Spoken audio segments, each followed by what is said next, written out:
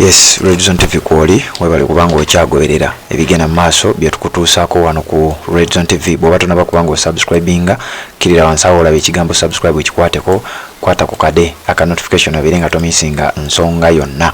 Ebyo bye twakuwadde ku mukyalo yamanyiddwa nga Honorable Veronica Nanyondo eyakoze withdraw eya signature gye yabadde atadde ku petition ey'okubeera nti bagoba ababaka waba commissioners aba parliament abo abegabira sente ezikonokiriza mu buwumbi obubiri zali 1.7 billion Ugandan shillings zebegabira okwali Mathias Mpuuga, Solomon Sirwanyi nabali abalala abasatu nekikola abantu bana nga bano tebakoma ku kwegabira sente ezo zokka wabula n'omusaala gwennyini beyongeza ne baba nga bafuna emiliyoni 23 nga zino zaawukana ku z'ababaka abalala. Ababaka singa babadde bafuna miliyoni 3 tugeze kati bo bano bafuna 5.3 kubanga bo beyongezaako miliyoni endala 2.3 bo nga ba commissioners. Kakati waliwo ekipapula oba petition ebadde etambuzibwa omubaka amanyiddwa nga Theodore Sekikubo nga yakulemberamu ekintu kino ekyokubeera nti bajja obwesige mu babaka bano ba commissioner bano oluvannyuma lw'okuzuula nti sente ziri zaali mu bumenyi bw'amateeka era bwali buli bwanguzi.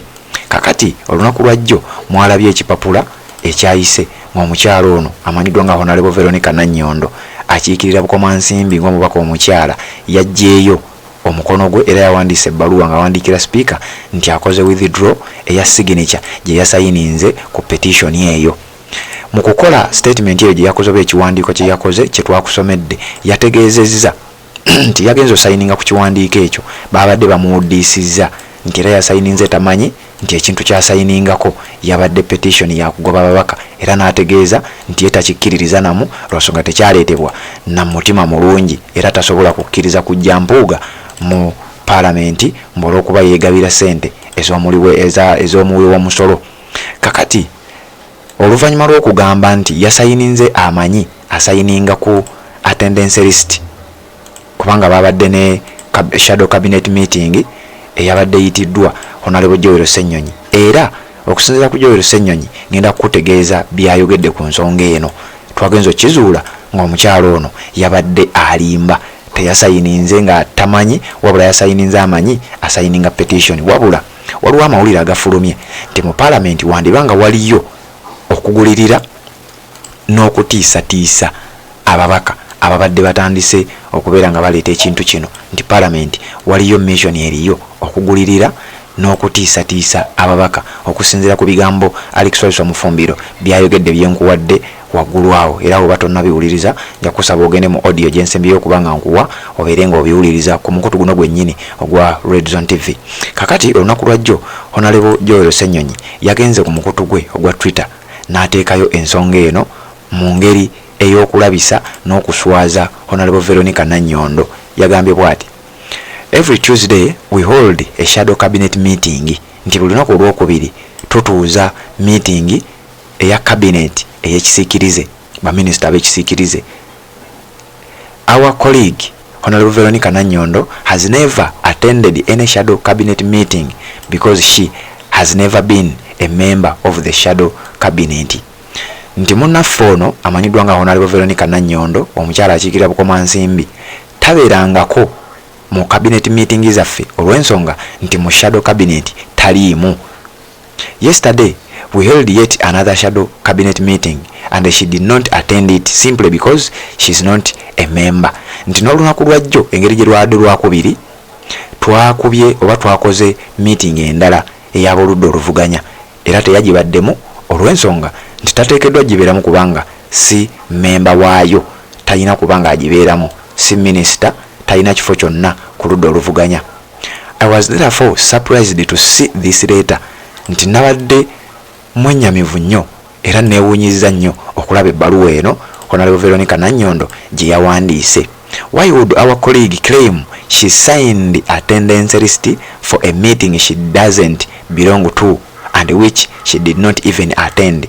Nti neewuunya lwaki munnaffe ono ali ku level ey'obubaka bwa parliament lwaki agamba mbu yasayininze amanyi asayininga ku attendance list eya meeting gy'ataabaddemu gy'atabeeranga namu kubanga si member ku meeting eyo era talina kubeera nga agituulamu. Also, all who have signed the censure petition know that the title on the lists indicate clearly that it is a motion to censure the commissioners. Ntinera bonna abasayininga ku petition eyo basayininga bakimanyi nti basayininga ku petition egenda okubeera nga ejja ababaka mu parliament, ejja ba commissioners mu office zaabwe olw'obuli bw'enguzi. Nayongerezako ng'agamba, so did the honorable MP simply sign what she did not read? Nti omubaka ono tugambe nti yasayininze ekintu ky'ataasomyemu. Ssenyonyi yabuuzizza, abuuza omubaka Honorable Veronica Nanyonto eyategeezezza nti yagenze okusayininga nga tamanyi byasayininga. Yasayininza amanyi asayininga ku attendance list eya cabinet meeting, shadow cabinet meeting eyayitiddwa Honorable Joel Ssenyonyi. Kati ate nga mu meeting eyo si member waayo era takkirizibwa na kubeera nga agituulamu. Kati attendance ki gye yabadde asayiningako?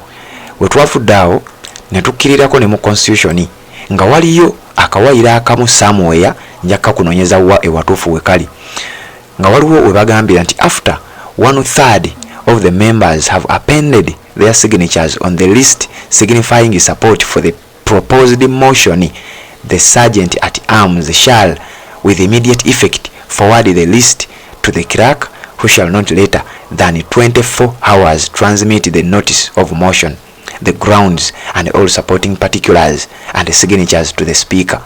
Nti singa ababaka kimu kyakusatu 1/3 sikye kitegeeza singa basayininga emikono gyabwe ku kiwandiiko kyonna kyonna oba motion oba petition yonna ereeteddwa, amanyiddwa nga sergeant at arms akwata ekiwandiiko ekyo mu bwangu obw'ekitalo n'akitwalira kiraaka alina okuba nga ategeka motion obutasukka ssaawa 24 oba byenjogedde byebbyo oba tutegeeraganye. Then wano nga bagamba a signature appended to the notice shall not be withdrawn.